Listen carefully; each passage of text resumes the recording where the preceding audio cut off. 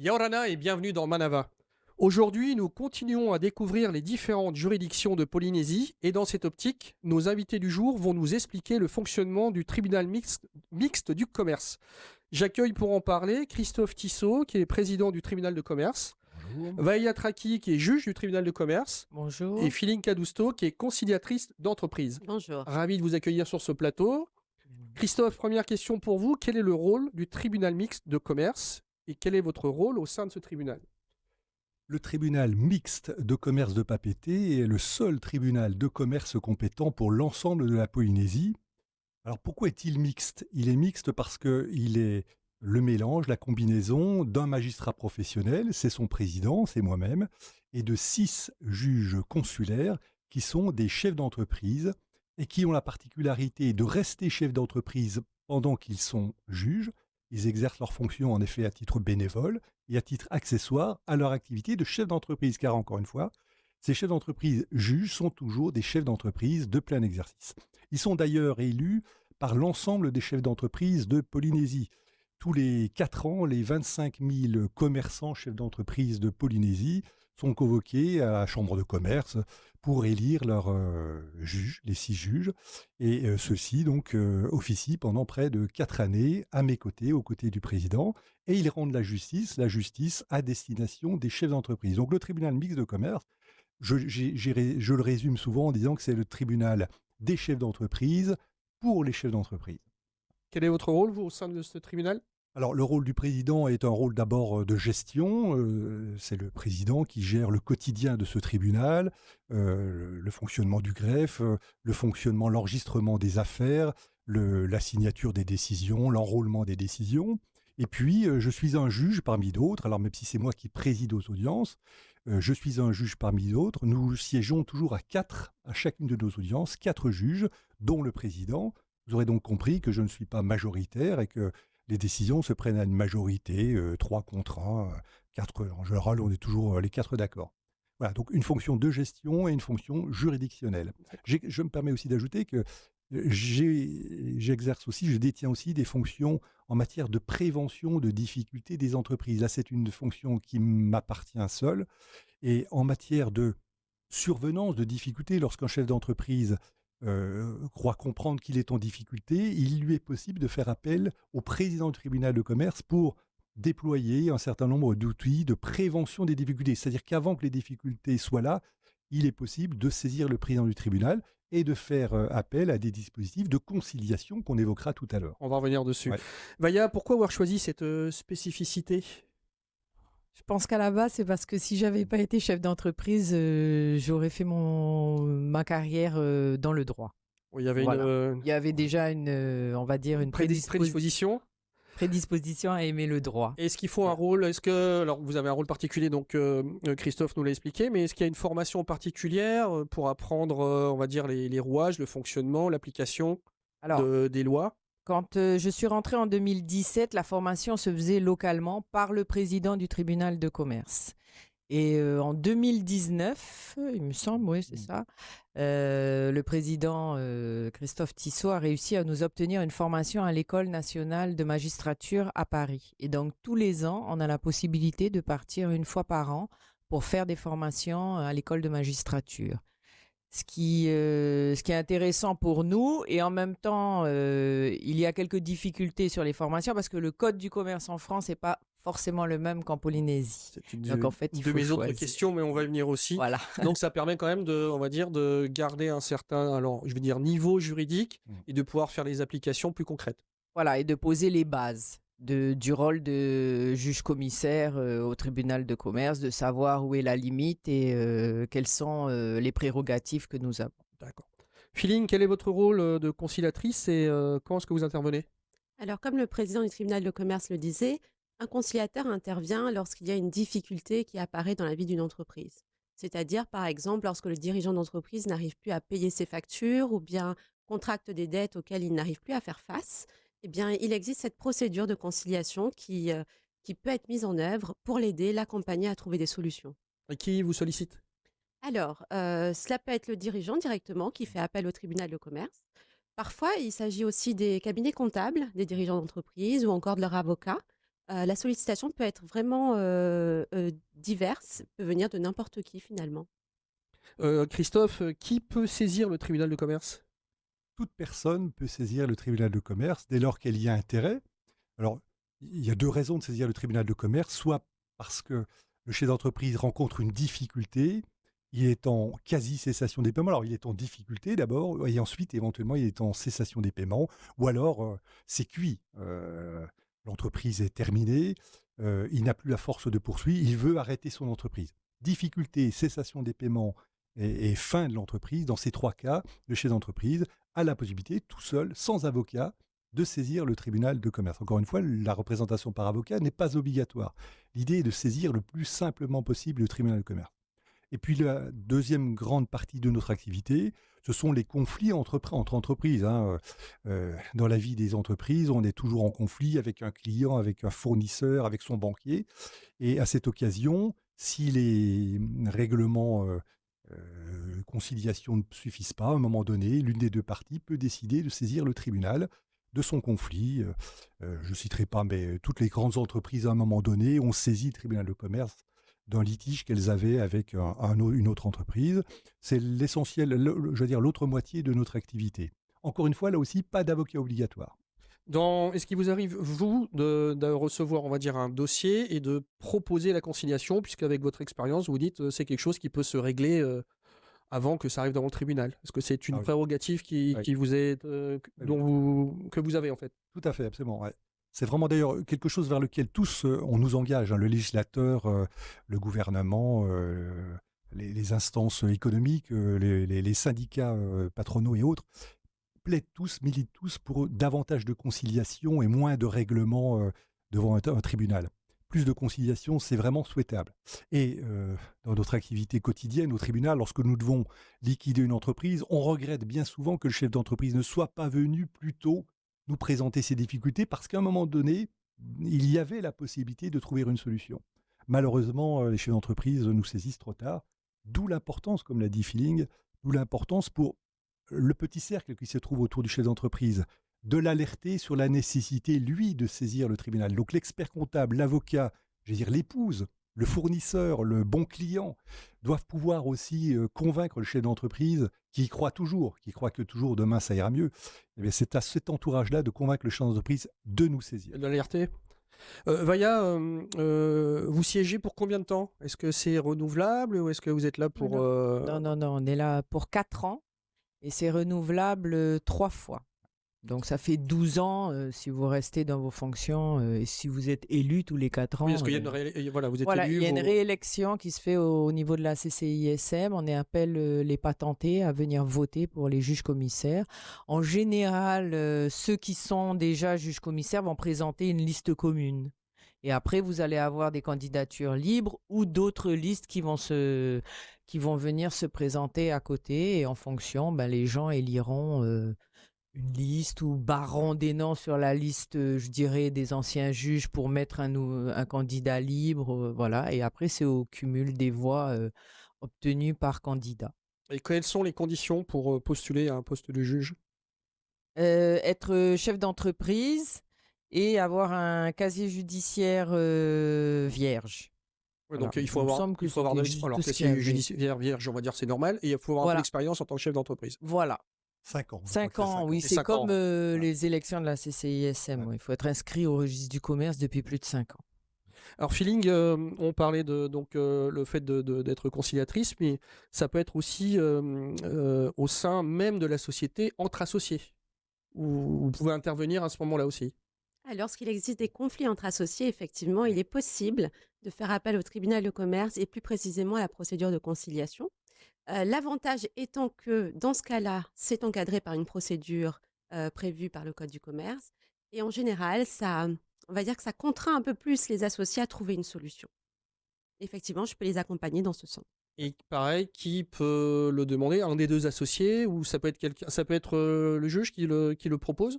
Alors, en général, ce serait plutôt l'un des deux associés qui le solliciterait, puisqu'il se retrouverait dans une situation où l'activité serait bloquée, par exemple.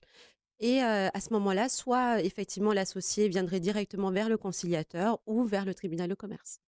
Christophe, Si je oui, peux, allez-y. ouais, si je peux me permettre, on divorce beaucoup plus facilement de son époux ou de son épouse que de son associé. Mm. Le droit est fait de telle sorte que c'est très compliqué de sortir dans de bonnes conditions d'une société. Or donc, effectivement, la solution de la conciliation est vraiment une très bonne solution, excellente solution, parce que devant le tribunal, on y laisse beaucoup de plumes. Alors, est-ce qu'il y a un code particulier en Polynésie, Christophe? Est-ce que donc Vaya, Vaya nous l'a dit tout à l'heure, mais on va avancer un petit peu dessus. Est-ce Ouais. qu'il y a des spécificités liées à la Polynésie? Oui, tout à fait, effectivement. Compte tenu de l'autonomie statutaire dont bénéficie la Polynésie française depuis 2004, les chemins de la métropole et de la Polynésie divergent. Et aujourd'hui, à Tahiti, nous appliquons un code de commerce qui n'est plus celui de la métropole, qui a beaucoup évolué. On est très content de notre code. Oui. Il est resté sur Il est- l'essentiel. il Il est en n'est pas phase avec trop la réalité complexe, en polynésienne. phase avec la réalité polynésienne. Il est plus simple à comprendre. Il est très adapté à nos situations. En revanche, effectivement, ça nous pose la difficulté qui nous est posée, c'est que toutes les références qu'on lit sur Google, sur les sites juridiques et Sont autres, par rapport à la sont par juridiction rapport à la française. métropole. Ouais, tout à fait. Donc là, il faut appeler l'attention sur nos auditeurs, c'est que ce qu'on lit sur Google, ça n'est pas nécessairement applicable ici. Alors, on voit beaucoup de nos justiciables qui revendiquent un droit, mais qui n'existe pas ici à Tahiti. Donc, mieux se Attention. renseigner en amont. Oui. Vaya, Mhm. concrètement, la Polynésie, c'est petit. Comment on connaît tous beaucoup de monde. Et comment Ouais. est-ce que le juge, si vous avez quelqu'un en face de vous que vous connaissez, que de près, de loin, comment est-ce que le juge fait pour juger de façon impartiale? Est-ce qu'il se désiste? Est-ce qu'il propose quelqu'un d'autre? Comment ça fonctionne? Alors, en fait, en général, 3 jours avant l'audience, on reçoit les rôles d'audience et ça nous permet de prendre connaissance des dossiers et des justiciables qui vont se présenter devant nous. Évidemment, on connaît à peu près tout le monde. C'est pour ça On que je est disais que tous c'est dans petit les mêmes ici. banques. Voilà, oui. On travaille tous avec les mêmes voilà, instances. Donc, en fait, le juge a le droit de se déporter s'il estime qu'il ne pourra pas être impartial S'il est dans trop une... proche de la Voilà, personne et s'il que est trop son jugement risque proche d'être affecté. et que son jugement peut être affecté. Donc dans ce Et cas-là, donc, du vous allez coup, nommer un autre juge, c'est un ça? autre Et- juge ouais. va être nommé. Mais après, ça nous arrive de prendre des dossiers où on connaît les gens, mais que voilà, ça dépend aussi des situations et des dossiers qu'on traite. Il y a des dossiers qui sont beaucoup plus compliqués que d'autres. Il y a des dossiers, c'est plus facile, même si on connaît la personne, on prévient qu'on connaît la personne, on prévient les avocats et on dit voilà, il n'y aura pas de problème pour juger. Est-ce que vous êtes d'accord? Si tout le monde est d'accord, on reste dans la composition. Beaucoup de dossiers sont réglés avant le tribunal, Feeling? Tout à fait. Beaucoup de dossiers de conciliation aboutissent à des succès, heureusement. Il y a bien sûr des exceptions qui finissent en général en redressement judiciaire ou en liquidation, mais ça reste très rare. Christophe, vous validez l'ensemble des oui. propositions faites par Feeling en amont? Oui, c'est vrai, c'est vrai. La conciliation, c'est un très bel outil. On a la chance d'avoir une équipe de conciliateurs. Ils sont très peu nombreux. Feeling fait partie des 3 conciliateurs qui sont régulièrement nommés. Et c'est vrai que Feeling a un tableau de chasse impressionnant, des résultats impressionnants. On peut considérer qu'allez, 8 dossiers sur 10 finissent par un succès. En plus, un succès durable, c'est-à-dire que ces entreprises qui sont conciliées, on ne les revoit pas après. D'où notre appel régulier, insistant à tout le monde, banquiers, experts comptables, avocats, clients, fournisseurs, venez en conciliation, venez avant qu'il ne soit trop tard. Les résultats sont bons, c'est pas une procédure qui coûte cher, il n'y a pas d'avocat obligatoire, procédure extrêmement peu onéreuse, c'est une procédure très simple, confidentielle également. Feeling ne peut malheureusement pas vous annoncer la liste de ses succès car c'est confidentiel. On brûle de le faire, Tout à fait. mais on ne peut pas le faire, on ne peut pas dire quels sont nos succès. Alors concrètement, comment est-ce que vous faites? Concrètement, Alors, quelles actions et comment est-ce que ça se passe, même si ça reste les résultats sont confidentiels, mais la méthode l'est peut-être pas. Alors concrètement, le dirigeant d'entreprise vient vers le conciliateur ou le tribunal de commerce. S'il contacte directement le tribunal de commerce, à ce moment, le tribunal me contacte. Bien sûr, nous devons d'abord vérifier qu'il n'y a pas conflit d'intérêts. Et ensuite, le conciliateur doit poser un diagnostic pertinent sur la situation de l'entreprise afin de savoir si effectivement l'ouverture de la procédure de conciliation vaut le coup et est tout à fait conforme à la situation et surtout vérifier s'il n'y a pas d'état de cessation de paiement. Donc ça veut dire que vous avez accès à différentes pièces. Tout à fait. Nous demandons à avoir les bilans, c'est la base. Quelques situations comptables si elles sont disponibles et surtout on prend le temps d'écouter le récit du dirigeant, de comprendre les éléments qui l'ont amené à cette situation de difficulté, comprendre s'il s'agit d'erreurs de gestion ou si simplement il s'agit d'un événement complètement imprévu qui serait venu entacher le tableau. Et par rapport à ce diagnostic, ensuite, on peut travailler main dans la main, accompagner le dirigeant et l'aider à mieux comprendre sa situation et à choisir les meilleures solutions pour la Ça veut dire qu'il y a suite. de l'humain aussi, parce que le dirigeant doit être capable d'entendre. C'est ce que disait Christophe tout à l'heure, c'est que passer, on va dire, le côté émotionnel, il y a une réalité et il doit entendre ce qui s'est bien passé ou pas et suivre vos recommandations. En effet, les recommandations ne sont pas simplement économiques et financières, ça demande aussi quelques aptitudes relationnelles, d'être attentif, de prendre le temps, vraiment de prendre le temps, c'est important, autant de la part du dirigeant que du conciliateur, d'échanger, de partager les informations et de travailler main dans la main. Vaya, la même chose pour vous. Mhm. J'imagine que vous devez prendre en considération la globalité du dossier. Et parfois, s'il y a des notions un peu plus techniques qui ne sont pas de votre domaine, comment est-ce que vous faites? Alors, s'il y a des notions de droit, on s'adresse au président Voilà, pour oui. avoir les réponses, pour éviter de faire n'importe quoi. Et en amont, on cherche sur Google, mais justement, on fait attention parce que le code n'est pas le même qu'en métropole. Et après, si c'est un domaine qu'on ne maîtrise pas, comme je dirais n'importe quoi, moi je suis dans les scooters, si je dois avoir un point de vue sur un dossier du bâtiment, eh ben, je vais aller chercher avec un autre juge ou avec des anciens juges. Oui, c'est ça, parce que les Voilà, différents juges comment peuvent avoir des aptitudes particulières. Exactement, Voilà. chacun est dans des domaines différents. Donc, si on a un juge qui est dans le domaine du bâtiment, ben, j'irai lui demander comment ça se passe un petit peu dans sa D'accord. société, comment ça fonctionne pour que je puisse avoir un regard plus large sur la situation du débiteur qui est en face de moi, quoi. Est-ce que vous faites aussi parfois appel à des experts? Oui. Oui, ça c'est Ouais, on possible a aussi. eu, oui, pour valoriser des biens immobiliers ou pour nous donner un petit peu une notion sur ce qu'il en est, parce que des fois, Mhm. ça pas du tout. Comment est-ce qu'on gère ça? C'est vrai, je me permets Allez-y, de allez-y. dire qu'effectivement, la richesse du tribunal de commerce, ce sont justement ces professionnels chefs d'entreprise qui, Vailla est bien modeste, mais deviennent des professionnels du droit, je le dis, à force de pratique au bout d'un certain nombre d'années. Ils sont à un niveau juridique qui est vraiment remarquable. Ils sont capables de rédiger des ordonnances, de siéger comme juge-commissaire seul, et lors de nos délibérés, je vous garantis qu'au niveau juridique, on se vaut tous. Mais leur force, leur puissance, c'est ça qui est extraordinaire, c'est leur connaissance de l'économie. C'est vrai que quelqu'un comme moi, qui a un statut de fonctionnaire, ne sait pas nécessairement ce que c'est que provisionner des charges. Enfin, en théorie, je sais ce que c'est, mais eux, ils savent concrètement ce que ça signifie. Avoir un créancier solide, un créancier pas solide, aller négocier un prêt, ils savent concrètement ce que c'est. Et donc, dans ces conditions, effectivement, être entouré de ces professionnels, chefs d'entreprise, pour le juge, c'est une sécurité, une garantie, mais j'allais dire aussi pour ceux que nous jugeons, c'est formidable, car ils parlent à des professionnels qui connaissent les mêmes déboires, les mêmes difficultés qu'eux. C'est l'avantage du tribunal de commerce. Comme la conciliation, nous sommes à leur disposition, il ne faut pas hésiter devant le tribunal de commerce de s'exprimer. Après, le tribunal décidera, tranchera. Mais il ne faut pas hésiter à s'exprimer très clairement, le plus ouvertement possible, aux juges du tribunal de commerce qui sont des professionnels. Alors comment justement se déroule le procès au tribunal du commerce? Comme n'importe quelle audience, Combien de temps est-ce qu'il faut pour traiter un dossier, par ouais, exemple, ou ouais, comment... Voilà. ouais. Alors, comme n'importe quelle audience, sauf que nous avons deux particularités. La première particularité, pas d'avocat obligatoire, même si, évidemment, on peut s'entourer, et c'est une bonne chose de s'entourer d'un avocat qui apporte un appui juridique important, qui a aussi la disponibilité, donc c'est très bien d'avoir un avocat, mais on n'est pas obligé de venir ou d'être substitué par un avocat. Et l'autre avantage, c'est que la procédure est orale, c'est-à-dire que pour ceux qui ont pas le temps ou des difficultés, ou parfois parce que c'est pas nécessaire de passer par écrit, on peut venir expliquer sa cause oralement devant les juges du tribunal de commerce. Et puis alors après, c'est le principe du contradictoire. C'est le principe sacré devant la juridiction, ce qui fait qu'on entend toutes les parties. Et il y a une partie qui est entendue, c'est le parquet, le ministère public, le procureur de la République est présent à nos audiences. Le procureur de la République est entendu, les débiteurs, les chefs d'entreprise sont entendus, et puis éventuellement, certains clients, certains fournisseurs ont également la parole. Une fois que tout le monde a été entendu, effectivement, le tribunal est en situation de décider. Alors effectivement, nous pouvons parfois prendre un certain temps, mais c'est le temps qui est laissé à la discussion, au débat. Sinon, on est capable, comme tout le monde, de décider. En 5 minutes, on a décidé. C'est pas ça. La justice commerciale, ça n'est pas ça. C'est une justice d'écoute, d'attention aux uns aux autres, et puis de raisonnement et enfin de décision. Alors effectivement, on peut trancher, pour vous donner nos dernières statistiques, On prend nos décisions en matière de difficultés d'entreprise. En 3 mois, on peut régler une situation. En 3 mois.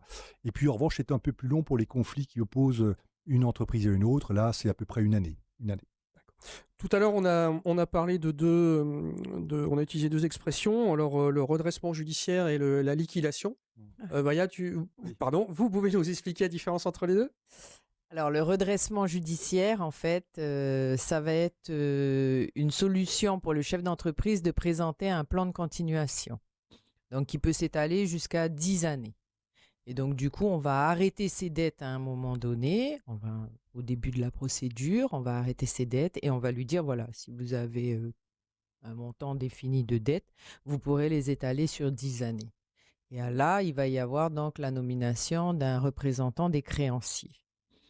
Si ce plan de continuation ou si en amont ce plan ne peut pas être mis ou échoue, là, vous partez en liquidation judiciaire. Et là, on ferme complètement la société, on vend tous les actifs de la société et on rembourse toutes les dettes qu'on est en mesure de rembourser avec la vente des actifs.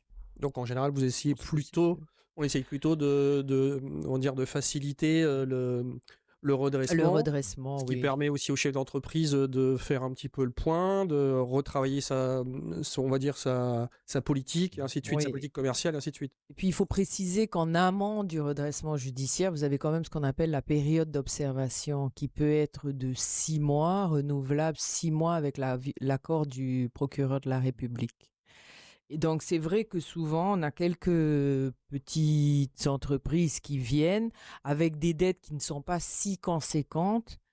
Et on essaye quand même, je trouve qu'on est gentil à ce niveau-là, on essaye de ne pas les envoyer en redressement judiciaire. Donc, on leur donne un petit peu ce laps de temps de 6 mois, 1 an, pour éventuellement apurer les dettes, parce que souvent, des fois, c'est vraiment des montants, on va dire, dérisoires par rapport à ce que ça pourrait être, quoi. Et donc, du coup, ça leur permet de ne pas partir en redressement judiciaire. Parce que c'est compliqué, des fois, vous avez des gens en face de vous qui prennent pas la mesure de leur présence au tribunal. Ils savent pas ce que c'est qu'un redressement judiciaire. Si vous commencez à leur parler d'un plan de continuation, c'est pareil. Ils n'en saisissent pas les 3/4. Donc, du coup, c'est plus simple pour eux de leur dire, bon, écoutez, voilà, en 6 mois, éventuellement, vous avez une toute petite dette. Essayez de l'apurer en 6 mois. Et surtout qu'à partir du moment où vous allez commencer à lancer la procédure, la personne pourrait être venue avec une petite dette avec le fournisseur X. Et puis, quand on va commencer à ouvrir la procédure, il y a tous les créanciers qui vont arriver en disant ben, finalement, il nous doit. Et donc, du coup, au lieu d'avoir réglé la petite dette, ben, il va être obligé de régler toutes ses dettes. Et ça peut faire peur à certains. Stéphane, si tu permets, c'est vrai que la conciliation est formidable parce qu'elle permet d'étaler les dettes qu'on peut avoir sur 2, 3, 4, 5 ans. Mais parfois, c'est nécessaire d'aller plus loin. Parfois, les dettes sont beaucoup plus importantes qu'on le passe et donc on peut aller, comme vient de le dire Vaya, sur 10 années. C'est quand même extraordinaire d'avoir 10 années pour rembourser sa dette. Et nous le rappelons, au départ, nos chefs d'entreprise viennent nous voir avec une dette CPS, une dette aux impôts, mais en réalité, ils ont plusieurs dettes. Ils n'en ont pas qu'une, ils n'ont pas 50 000 seulement ou 80 000 ou 100 000. Parfois, ils ont 2, 3, 4, 5 millions au total. Il faut voir le problème dans son intégralité. Et ça, le tribunal peut le faire, soit par le biais de la conciliation, soit ensuite, si c'est plus important, par le biais du redressement judiciaire et du plan. Ouais. Est-ce qu'une décision peut être contestée et est-ce que ça peut être emmené sur une autre juridiction? Enfin, la notion d'appel, en fait. Oui, tout à fait, bien sûr. Toute décision juridictionnelle, toujours, peut toujours être contestée. C'est le propre de la justice de pouvoir contester la décision d'un juge qui a pu ne pas entendre, qui a pu se tromper. Et donc, toutes les décisions des juges des enfants, juges divorce, sont contestables. Le tribunal de commerce échappe pas à la règle. Nous sommes soumis au principe de l'appel. Toutes nos décisions peuvent être revues, infirmées devant la cour d'appel. Alors, avec votre expérience respective, comment se porte le tissu entrepreneurial en Polynésie? Alors, pour l'instant, on n'a pas de gros dossiers, on va dire. Ouais. Donc, c'est étonnant d'ailleurs. Enfin, ça nous surprend quand même, je pense, parce que suite à la période Covid, on s'imaginait qu'on aurait eu plus de gros dossiers. Bon, il y a eu les PGE, je pense, qui ont aidé à soutenir l'économie en général. Maintenant, il va falloir voir parce que les remboursements ont commencé et je pense que c'est décalé dans le temps. Peut-être que c'est décalé dans le temps. On va voir ça dans les quelques mois. Tous les indicateurs sont au vert. Hein. Pour l'instant, quand on lit les indicateurs officiels, le taux d'emploi, le niveau de récupération des impôts, le niveau d'activité, tous les indicateurs sont ouverts. Et nous ne pouvons confirmer qu'effectivement, en matière de conciliation, en matière de redressement, nous n'avons pas de gros dossiers, nous n'avons pas du tout de vagues de difficultés d'entreprise. Mais voilà, on verra demain. Feeling, un dernier conseil pour les entreprises? Un dernier conseil serait de dire effectivement que la procédure de conciliation est un très bel outil, il faut l'utiliser absolument. J'aimerais rappeler que c'est une procédure qui est confidentielle. Je pense que c'est important que le dirigeant peut être accompagné véritablement pour trouver des solutions, qu'on a le droit à 3 mois renouvelables une fois. Donc en tout, on peut aller jusqu'à 6 mois pour travailler ensemble et que dès qu'on sent une difficulté apparaître, il ne faut pas perdre de temps et contacter soit un conciliateur, soit le tribunal de commerce directement. Bah voilà, Et pendant la conciliation, pas d'huissier de justice, Mm. pas d'ATD de la part des impôts, pas de recouvrement forcé, pas de procédure. Pendant cette période de conciliation, l'entreprise est protégée. Bon, ben voilà, mais c'est bien Tout à d'avoir fait. terminé sur ça. Nos invités ont su nous décrypter l'utilité et les missions du tribunal mixte du commerce. Merci à tous d'avoir répondu à mes questions. Cette émission sera en replay sur le site de TNTV. Bonne fin de journée sur TNTV.